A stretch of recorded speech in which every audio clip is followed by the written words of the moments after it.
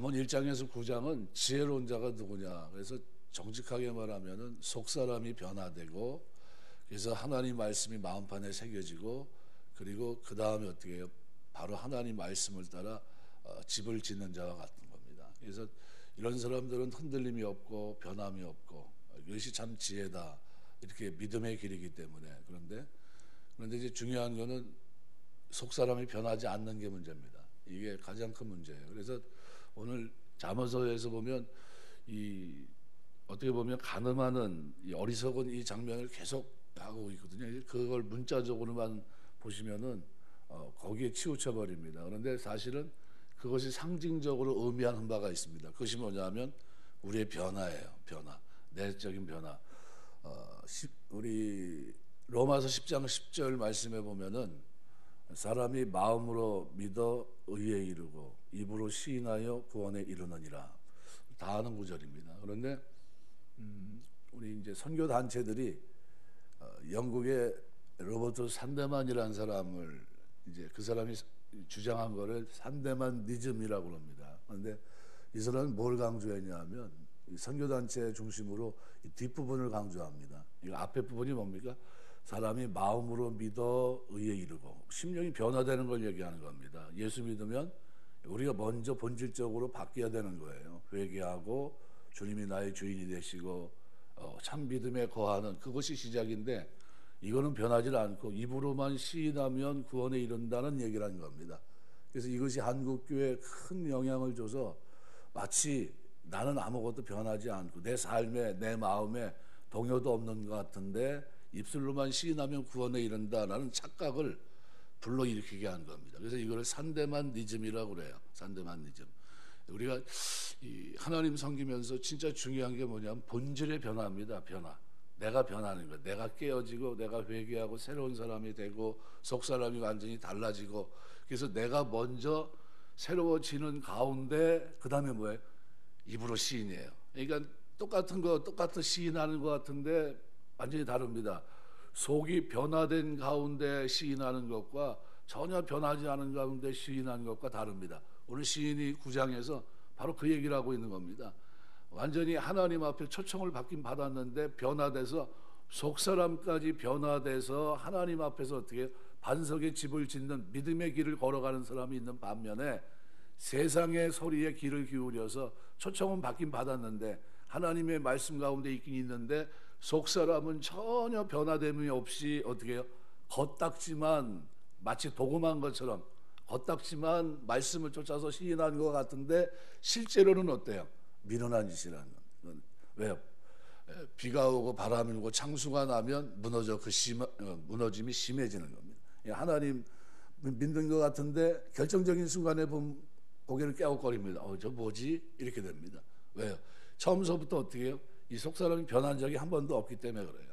그래서 우리 예수 믿으면 우리 속사람이 날마다 새로워지시길 주의 이름으로 축원합니다. 하나님의 은혜 아니면 안 된다는 이 고백이 우리에게 늘 있어야 됩니다. 그래서 오늘 본문의 말씀은 그런 의미로 본다면 아주 좀 문자적인 해석보다도 문자가 말하고 있는 상징적인 의미를 우리가 염두에 두고 본문을 들여다봐야 이게 이런 얘기였구나. 그래서 9장은 1장에서 9장까지 결론입니다. 결론이고 그 부분의 13절에서부터는 바로 그 부분이에요. 그래서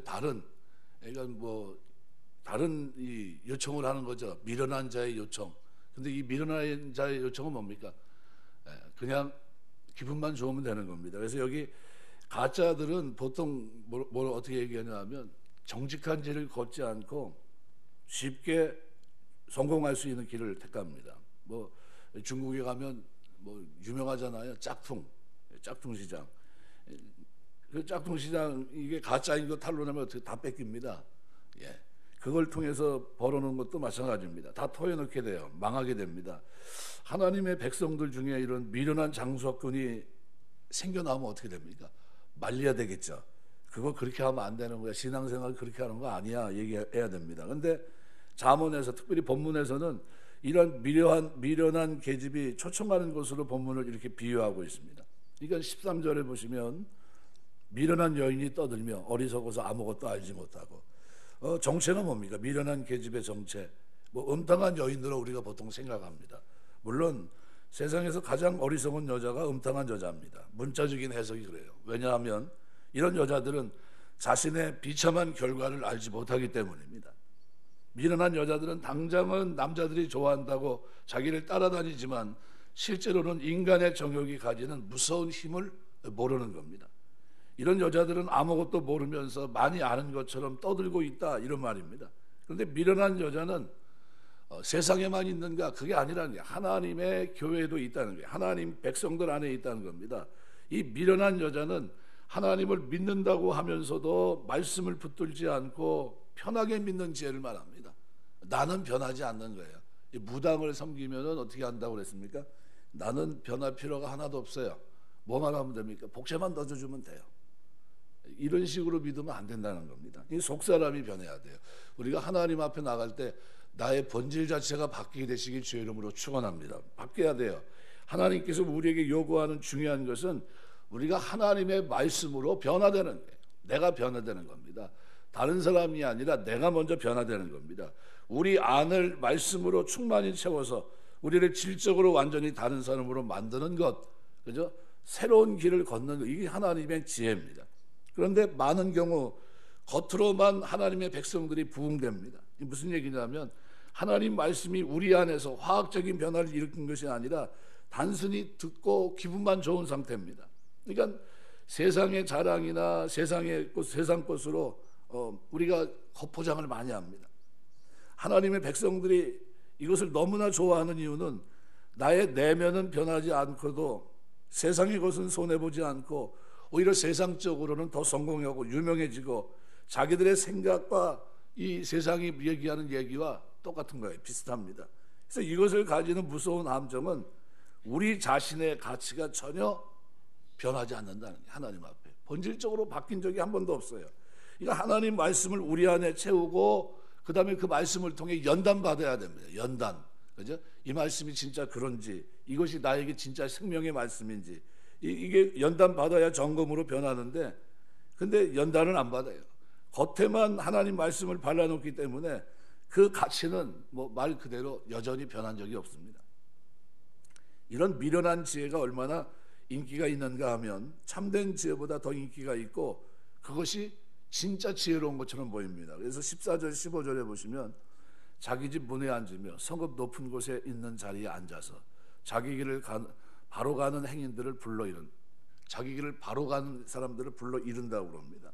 그러니까 미련한 지혜가 세상에 있는 것이 아니라 하나님의 백성들에게 있고 백성들을 계속 미혹하고 있다는 겁니다. 그런데 이 미련한 지혜가 하나님 백성들에게 엄청난 인기와 사랑을 받고 있습니다. 이 미련한 지혜는 금방 세상에서 쉽게 성공하는, 쉽게 유명해지고 성문 높은 곳에 앉게 되고 사람들이 나를 알아주고 이런 겁니다. 그러니까 자기 길을 잘 가고 있는 사람들을 불러서 엉뚱한 지혜를 가르쳐서 헷갈리게 합니다. 자기 길을 잘 가는 사람은 뭡니까? 하나님 앞에 신전의식 가지고 사는 걸 말합니다. 말씀에 변화된 거. 왜 이렇게 예수 믿는데 왜 이렇게 힘들게 믿어? 이런 겁니다. 그렇게 믿지 말어. 변화될 것까지 없어. 이런 얘기입니다. 속사람 그냥 괜찮아, 다 그 정도 선이면 돼, 이렇게 얘기합니다. 근데 성경은 뭐라고 얘기합니까? 100% 변화되는 걸 얘기합니다. 우리가 하나님 섬기며 살 때 여러분 질적인 변화가 일어나게 되시길 주의 이름으로 축원합니다. 그래서 이 사람들이 하는 얘기가 뭡니까? 16절 11절이에요. 그래서 도둑질한 물이 달고 몰래 먹는 떡이 맛있다 하는도다. 미련한 지의 가르침이 옳고 그름은 중요하지 않고 뭘 얘기합니까? 결과만 맛있고 시원하면 충분하다, 이런 얘기입니다. 이런 사람들은 자신들의 기분, 느낌 같은 것을 중요하게 생각합니다. 자기 생각에 맞으면 진리고 자기 감정에 좋게 여겨지면 하나님의 축복이라고 생각합니다. 그러니까 하나님의 백성들이 망하는 이유가 어디 있을까? 바로 이 하나님의 진리를 우습게 여기는 거예요. 시시하게 여깁니다. 자기 생각이나 인간적인 느낌이나 인간관계를 너무나도 중요시한 나머지 하나님의 진리가 그 사람을 바꾸지 못한다는 겁니다. 그러니까 하나님의 백성은 자기가 미련하고 어리석다고 생각해서 하나님 말씀을 붙잡으면 진짜 엄청난 복을 받아요.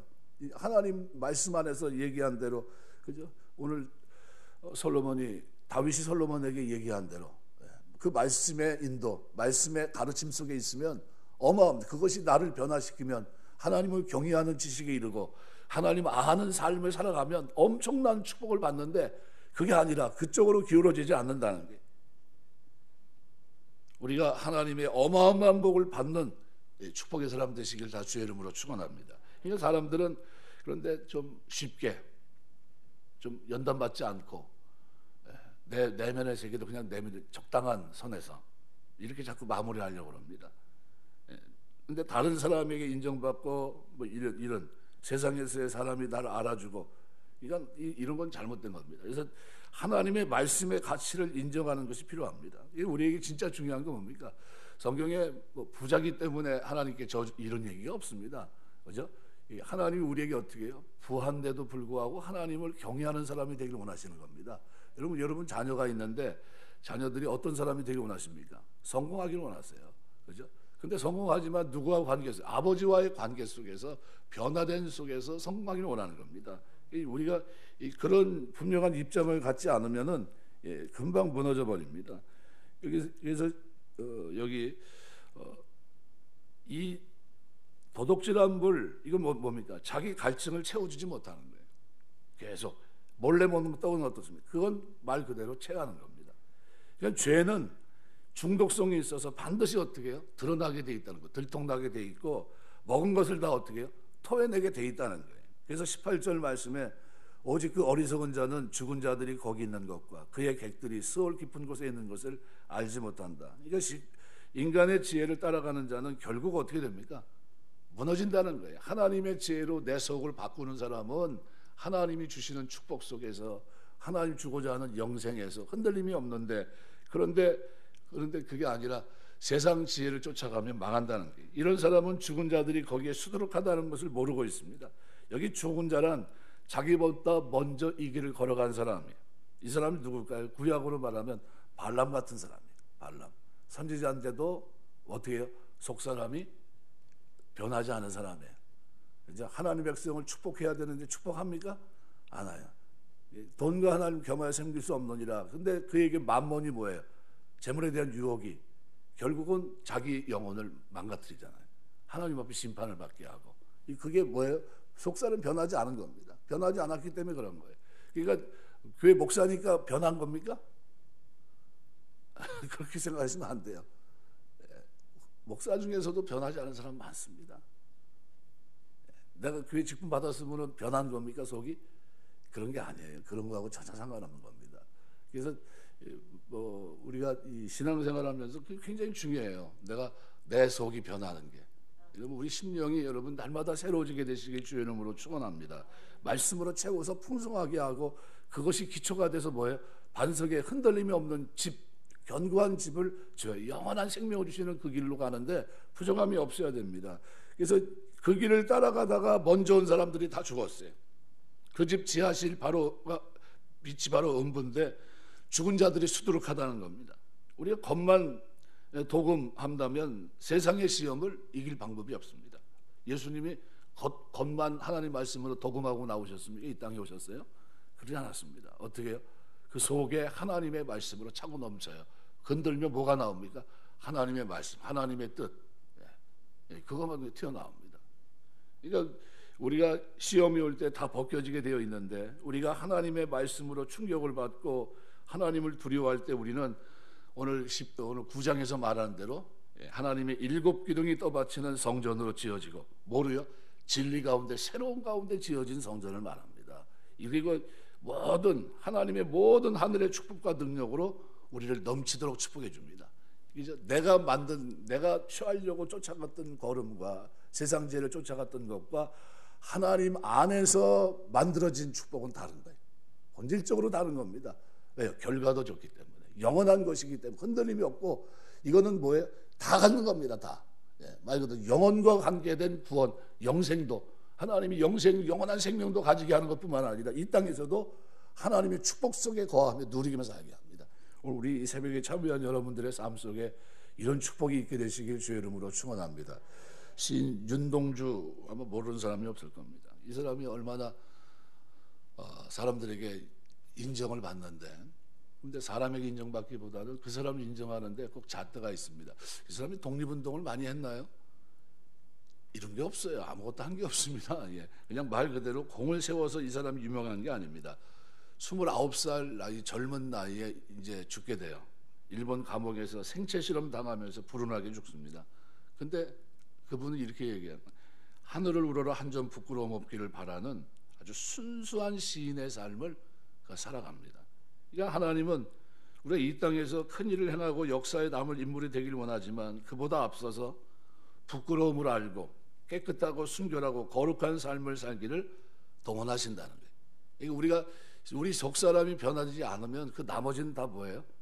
부질없는 거다 이렇게 생각하셔야 돼요. 내가 우리 이 속 사람이 날마다 새로워지시길 주의 이름으로 축원합니다. 그럼 초점이 어디에 맞춰 있어야 됩니까? 마음으로 의에 이르고 입으로 시인하여 구원에 이르는 겁니다. 그래서 산데마니즘은 위험한 겁니다. 되게 위험한 거예요. 네. 이건 뭘 타는 것과 똑같습니까? 마치 경계선에서 왔다 갔다 하더니는 것 똑같아요. 네. 이쪽은 심판, 이쪽은 천국인데 그 경계선을 달리고 있다 면 생각해 보세요. 여러분 뭐라 그럽니까? 야, 한쪽은 낭떠러지인데 조심해야 돼. 큰일 났어. 조심해. 이럴 겁니다. 그죠?